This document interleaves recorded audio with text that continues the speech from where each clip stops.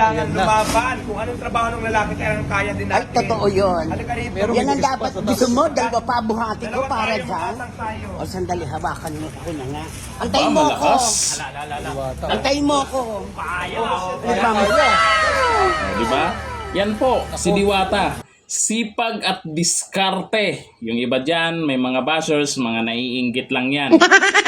Siya mismo ang nagbubuhat ng bigas. Para saan yung bigas? Ipamimigay niya sa mga nangangailangan. At yung iba, sabi nila, napapansin daw nila ngayon ay tuloy-tuloy daw yung pagtulong ni Diwata dahil sa tumakbo daw ito sa yung party list. Sa mga hindi nakakaalam, simula pa noon, tumutulong na yan si Diwata. Itanong nyo mismo dyan sa mga homeless dyan sa Pasay kung saan nagsimula. Yung isa pa lang yung branch niya. Eh ngayon, habang tumatagal, lumalaki yung kita niya.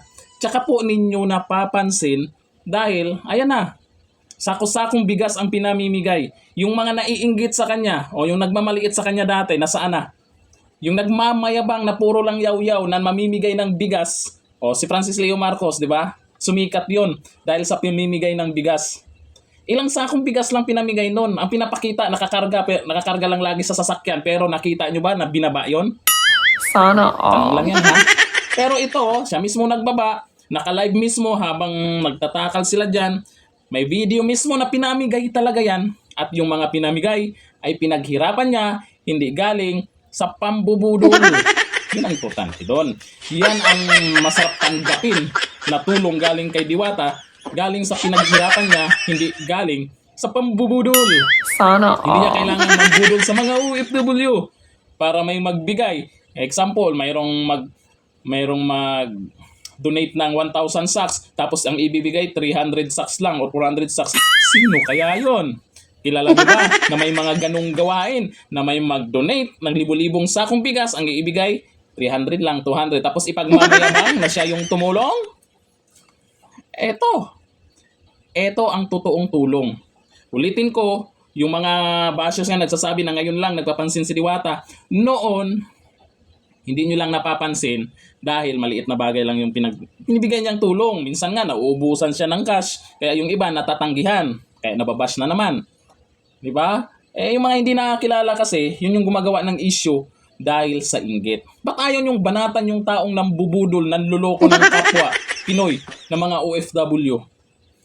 Itong nagtatrabaho, nagnenegosyo, ba't ito yung pinag-initan nyo? Dahil tuloy-tuloy yung pag-angat? Sasabihin yung laos, hindi nyo papansinin pag laos na yan. Hindi nyo papansinin yan. Kagaya ngayon, kakabukas lang ng parisan niya sa Litex. At abangan, may malaking pwesto sa San Fernando, Pampanga. November 24. Ang daming nakaabang yan. Nako, may mag-iiyakan na namang mga bashers dyan. O nasaan na yung libreng parisan? Ang nagmamaliit nito, ito, nilait niya si Diwata, minamaliit niya, at binantaan pa, nalulubog daw ito, mas mayaman siya kay Diwata. O asan ka na ngayon? Ha? Baka hanggang 2 sako, 5 sako na lang yung ipamimigay mong bigas. Na kaya mong ipamigay, nasabi trilyonaryo ka. O nasaan na yung libreng parisan mo ngayon? Mukhang mahigit 10 na yung mga naka-schedule kay Diwata na parisan. Kaya mo bang tapatan yun? Kahit yung pinakamaliit lang na pwesto ni Diwata dyan sa Litex, kaya mo bang tapatan?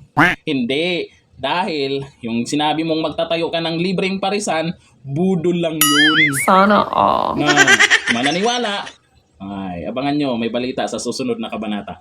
Hanggang dito lang, thank you. Bye-bye.